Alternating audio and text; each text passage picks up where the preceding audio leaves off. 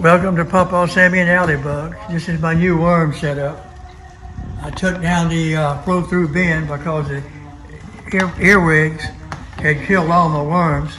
So I went back to the old tried and true method with the bins. Show them the bin, Sam. And if you'll notice, it's working greatly. There's worms everywhere. All right, let me try over here. What in the world is this? Beautiful. Look at that. And this is to check the moisture in the thing.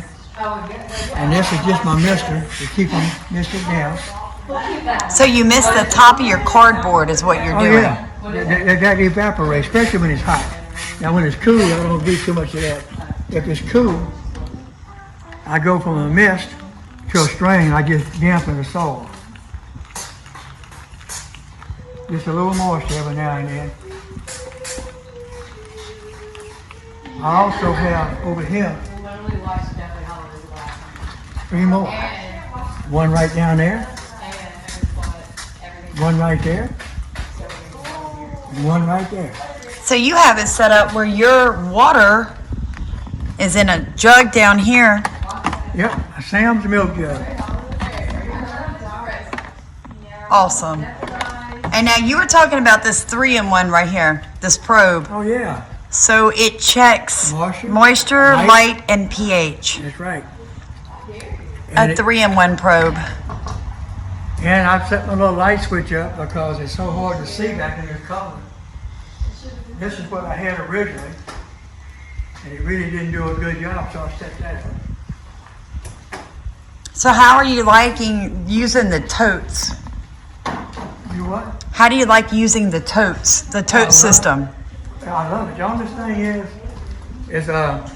well, it makes it easy because when I want to run my castings, I can run it one at a time, and I keep track of it. Ooh.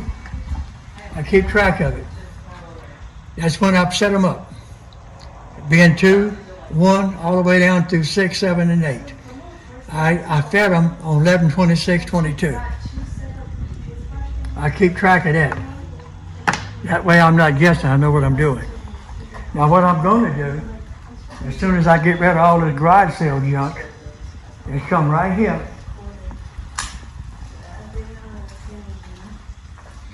and build me a rack. And I'm going to put my bins here all in one spot. Okay, speaking about bins, though, I see a lot of people doing their red wigglers in bins. What are the pros of using storage bins versus, say, like the setup I have where you've got one large 10 by 8 bin? Well, your bin works good because it's not that deep, and you run it regularly. You have your separator. Right. But now, small like me, and you sell a lot of it. Small like me, somebody wants castings, I just pull one bin out, run it right quick, and I run mine. If I can find it right offhand, I'll show you.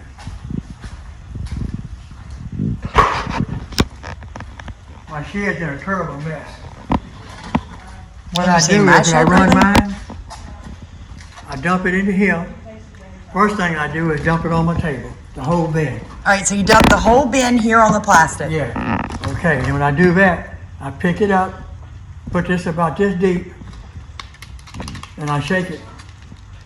And by the time it goes through here, which came from the dollar store, both of those. When by the time you do that, right here is what you come up with. Oh, that's beautiful. Gotta get over here in the light. Oh, look at that. That's absolutely beautiful. I mean, that is compost. And I want to point out right here is your bait cup. Yeah, my bait cup. That way, instead of my worms, they lay eggs. That's full of eggs. Yeah. As they hatch, they go into the bait cup, and I dump them right back into the bin. Now, my next question would be, I've seen people do the storage bin method but they want to fill their bins up to about right here. No. Why don't you do that? Too heavy, it's not worth the effort. All right, so it's too heavy. So show them how deep your bins are. So if you guys look right here. All right, so how easy he picked it up? Oh, that's perfect. All right, so that's it. How many worms do you think you have in each one of these bins? Ooh, I'd hate to guess. Probably what, 500 maybe? Maybe 1,000? Close to a pound, close to 1,000. All right, I'm so, guaranteeing it in yeah. there. That way I'm guessing I got about 6,000 or 7,000 worms right now. Between these 8 bins. Yeah, and in 4, 5, 6 months, They'll double. I'll have 25, 30, 40,000. They breed Okay. so fast. They do breed fast. And I lost a whole bin a couple of months ago, remember? Yes, and about 25,000 worms in that bin. And I started over this way, and they're coming back. They are coming back. Your worms look really, really good. Now, I noticed one more thing we want to point out to people who may be starting. What is the purpose of this cardboard? All right, you see this? Yes, sir. I went on vacation. I wet them down. I was so happy they'd be safe till I got back. And I put the lids. That's my next Put the lids question. on the totes. And you have holes in your lids for air, correct? Yeah. Okay. Oh, yeah. And I come back, the worms was trying to escape. All this was worms trying to escape. See this? Yes, sir. They were trying to get out. There was worms everywhere. So I pulled the top off, and I was lucky. Those 3 bins over there, I didn't have a top for. All I did was left the cardboard like this. They didn't try to escape. These were trying to get out. Why was that, do you think? I don't know. I don't know if it was, I don't know.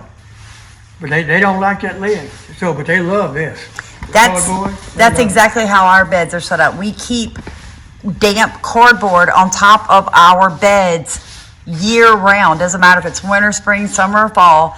And we rarely have a problem with the worms getting out. And we did a video at Starkey Farmstead not long ago. Even in my bed, my worms were trying to get out. And I realized my bed was too damp and I needed cardboard over the bed. I try to keep track of the temperature.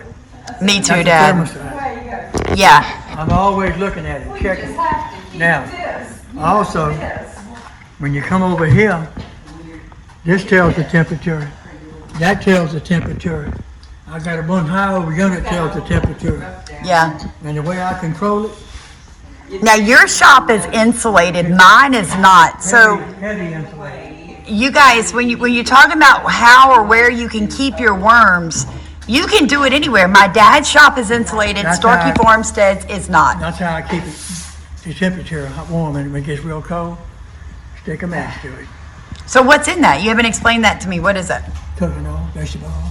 Vegetable oil. See it back there? Yeah, just regular vegetable oil in a jar with a wick. Look. That one's burning real low. It's got a small candle in it.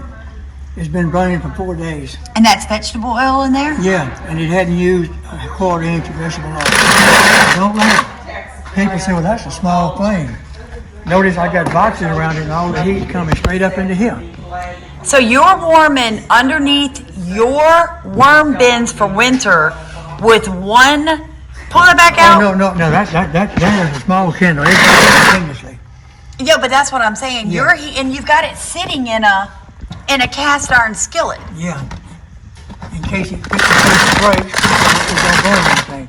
Now, the trick is, that just goes all the time. But now, if it starts getting cold, I got 4 more in the back, and they'll put out a flame. Yeah. And I turn that on, like right now, it's 67 degrees in here. And if it dropped down to say 30 tonight, I'd light 3 of those candles. And put them underneath. I guarantee you, in the morning, it'd be 65, 67 degrees. In your shop. Yeah, because this is so heavy insulated. Right And that now. door is insulated. What overhead would door. you make it? What suggestion would you make for somebody like me who's got a shop that's not insulated, it's not airtight, and it is not uncommon for it to be 60 degrees outside but only 45 degrees in my shop? How would I keep mine warmer? Good question. The only thing I can see you could do, because yours is built up like mine off the ground. It's got, it's high. Yeah. It would be wrapped something all the way around it, all the way to the floor, to keep a draft out from under it and maybe lay something over the top. Well, you do have something over Yeah, the cardboard and underneath and on top of the bed. and that gives you a mass of dirt or compost. And that'll retain the heat. In other words, it don't go hot to cold instantly. It takes a long time. Oh yeah, it takes days. Yeah. It takes days for my A temperatures heat to sink. really. You'll form a heat sink. Now, if you're gonna put a kettle under there, clean everything out. Now, see, that would be a problem for me because I have mine's more like a table, less like this, and I actually have a bottom to that table. So for me, and I have animals. We raise livestock. I have to, I worry that if that candle got knocked over by, say, a field rat or a snake or a possum that got in my shop, because it's not airtight, then I could possibly lose everything in that shop. All the animals that bed down in the winter there. But guys, we hope that this helps. This is Papa Sammy just showing you that if you've watched any of his other worm videos, you have seen him use several different techniques from outside beds. Go back and look at his videos from a year and a half ago or 2 years ago where he was doing outside beds solely, and then he went into an inside bed, and now he's doing storage bins. So he's a lot of experience. If you have any questions about how to keep your beds warm, what their moisture levels need, go ahead and drop it in the comments. He'll be glad to answer any questions. We thank you for watching. Please like, comment, and subscribe.